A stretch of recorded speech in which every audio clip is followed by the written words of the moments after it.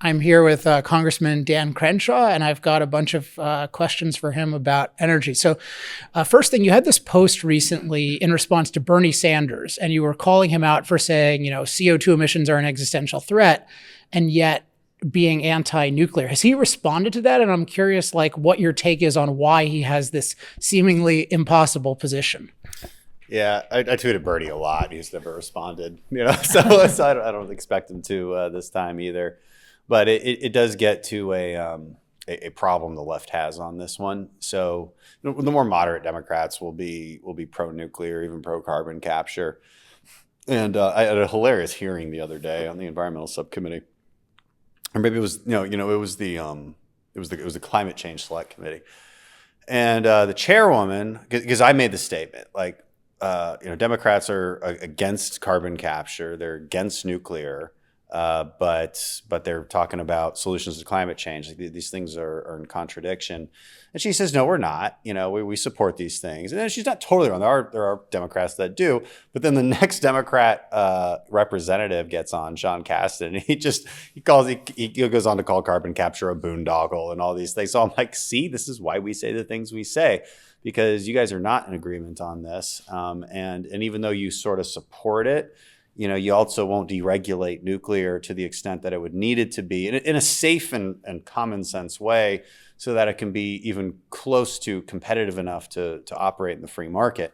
And again, if we're going to invest in something, if we believe that we need to spend money to reduce emissions and to combat climate change, okay, if we agree on that, then the question is what are we going to spend money on? Are we going to spend money on China-made solar panels and cover large swaths of American territory just to have energy that isn't reliable? Or are we just going to build a nuclear plant? It just doesn't make sense. Their trade-offs are very strange. And it's because they're just beholden to the solar and wind industry. I'm not against solar and wind. I just don't think they should get all of this special treatment that they do. It's ridiculous. I think solar has 250 times more subsidies per unit of energy than nuclear does. This is stupid. This is stupid policy making. So they're going to continue to have a problem with that, and regular Americans see right through it, I think. So the solar and wind thing is interesting, because what you're noticing is, so there's this view that, we care about CO2, so we're anti-fossil fuel, but then you're anti-nuclear and then also anti-hydro, right? They're against large-scale hydro. But even with solar and wind, you're noticing, Robert Bryce has been pointing out, there's this massive kind of green local movement against it, where they're stopping the mining.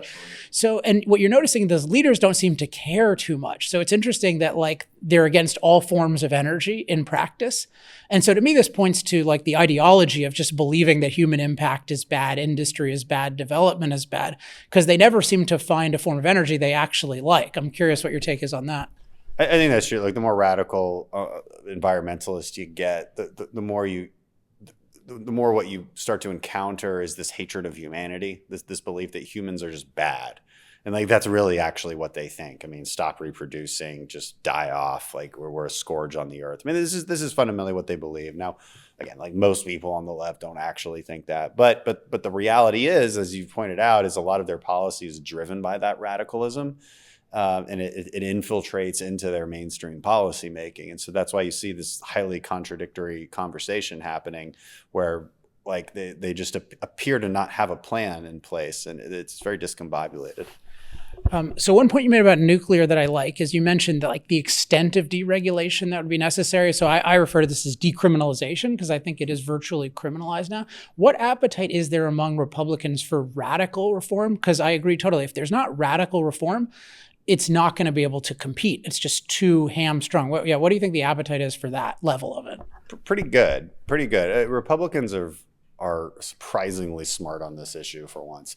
When it comes to the environmental question and just what we should be for and how we should talk about it. We don't really debate the whole climate change thing. And there's definitely some debatable things that the left claims, but we kind of just move past that and say, well, here's the solutions. And look at these solutions don't even cost us that much. And they have a better effect than your solutions.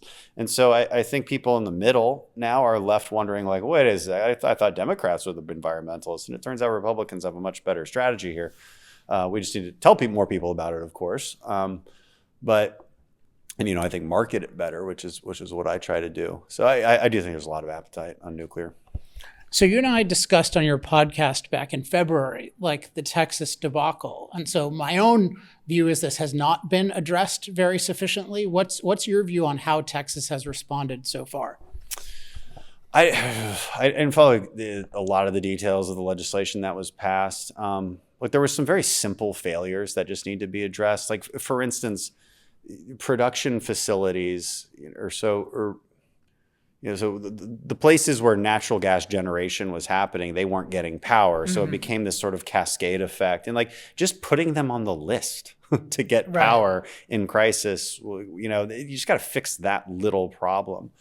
I don't think there's been substantial changes, right? We don't have a capacity fee in Texas. We still don't. I'm not sure that was the right choice. But that was an option, right? Because fundamentally we haven't encouraged baseload energy enough in Texas. It's the same problem California has. California has a much worse problem than we do, and they seem intent on making it worse.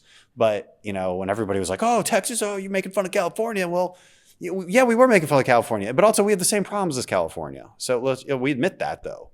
We built a lot of wind, and which is fine. Like build more wind, but you can't get around the fact that you need to have baseload energy that works when you need it, and so don't disincentivize investments in that. And our market doesn't incentivize it very well. So. You're right. I'm not sure that's been addressed. I mean, there's other options that I thought were pretty interesting. Like Texas could just pay kind of a single fee, and Berkshire Hathaway would offer to build 12 natural gas plants. Like that was one thing they presented. I don't know where that's at. So there's options out there, but to be honest, a lot of it was just tweaks that I think needed to be made. Weatherizing things that should have been weatherized, and like the other reality is it's a once in a lifetime, winter freeze that is extremely unlikely to happen again. Doesn't mean you shouldn't be more prepared for it, and doesn't mean there's not some lessons learned. So I think we'll come out of it okay, but we do need to build some more baseload energy. That's the fundamental problem. Yeah, and on that note, so if you look at like this summer, I mean, even early in the summer, Texas is having shortages. I'm in California, so we have shortages all the time. One thing that seems like Republicans should say is like, this is just unacceptable. Like in America, we should have low cost, reliable electricity in any situation. What appetite is there for just like saying, look, people have just accepted this new normal of, oh yeah, Gavin Newsom is going to pay me to not use energy in the afternoon, or Texas, it's 90 degrees and we have problems. What can we do to like reframe this? Yeah, I mean, we should talk about energy justice. The left is always talking about environmental justice. We should say, look, our baseline needs to be that people can power their homes in an affordable way. All right, and then we can make that cleaner, but but you can't undermine the entire system for the sake of trying to make it cleaner, which again is what's really happening in California and to some extent Texas. So. It's probably more on people's minds in California because energy prices just rise faster. In Texas, less so. We haven't had the same kind of rolling blackouts that they've had, but again, except for these sort of anomalous events. But yeah, it's about education. It's about education on what baseload energy is, where your stuff comes from. A lot of people just don't know. A lot of people don't care. They're going to the grocery store, they're picking up their kids from soccer practice, they're living lives. And so trying to get that to them will continue to be a challenge. Final question. So one thing that struck me that I've really been impressed about you is you've been in this position of, yes, we do impact climate, but that doesn't mean it's a catastrophe, and that doesn't mean we should outlaw fossil fuels, and certainly we should embrace nuclear. What shaped your thinking on this issue? Because like to me, it's a good sign that you're thinking this way and other Republicans are thinking this way, but I'm curious where you got it from.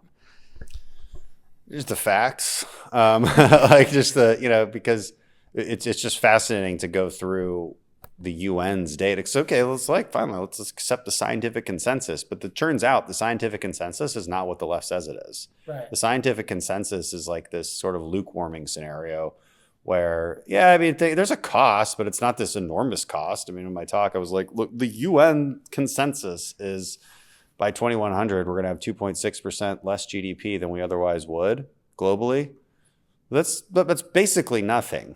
So you want to destroy the economy and impose enormous costs to deal with that small cost? Like, what are you doing? Right, the GDP of that is so much higher. If you just put it in GDP terms, it'd be so much higher to, quote, prevent it Right, it's so much higher. It's a cost benefit conversation, and the left just moves right past that because they're arguing from this position of superior moral sense. At least they believe so. So, it's very emotional. They don't need to assess the costs and benefits the way we think they should, like any problem solver would. But it's just how they do things. But it's also why I think we're slowly winning that argument. But only recently have we really engaged in it. I mean, only before it really was about denying climate change. It just wasn't going anywhere for us. Right, it's like just a pure scientific thing. Like I think the more it's an issue of what is the impact on human life, the more it's a winning issue. Plus, like, hey, if you care about this issue, nuclear is this alternative. I think on those, the kind of energy humanists are going to win the more that we get heard. Yeah, exactly. And there's that off ramp, right, from the sticky sort of, is climate change real or not? And a debate, which just gets you nowhere. It just doesn't get you anywhere. And most people, we've kind of lost the debate anyway. So it's better just to move past it and use some of the stats that we put out. Like, yeah, it's happening, but it's also not the catastrophe they say it is. They're lying to you. Scientists agree that they're lying to you. And so here's the truth.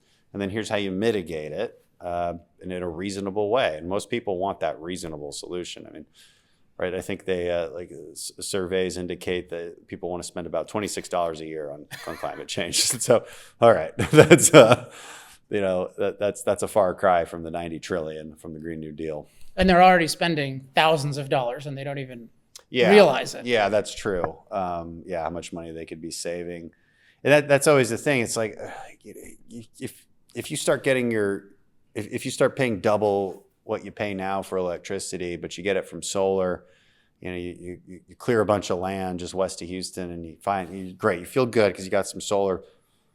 Ask yourself a question like, what benefit does the world get from that? I mean, really, like, what benefit? It is not clear that you're getting any benefit. That's why I point out too, again, according to the scientific consensus from the UN, if we all stopped emitting, by all I mean all developed countries just stopped emitting right now, we would have a 0.9 degrees Fahrenheit temperature reduction by 2100. So it's like sounds worth suicide. Well, yeah, it's like, what are you getting from this? Right. And it's going to get a little warmer, sure. Sea levels will rise. They've been rising for a long time. We should expect that, but there's not going to be tsunamis all of a sudden. You got to adapt to some of these things. And just a more reasonable conversation, I think, wins the day. Yeah, I think it's great. All right, man. Well, thanks so much for talking. For all you do. Thanks for being a good champion. Appreciate you.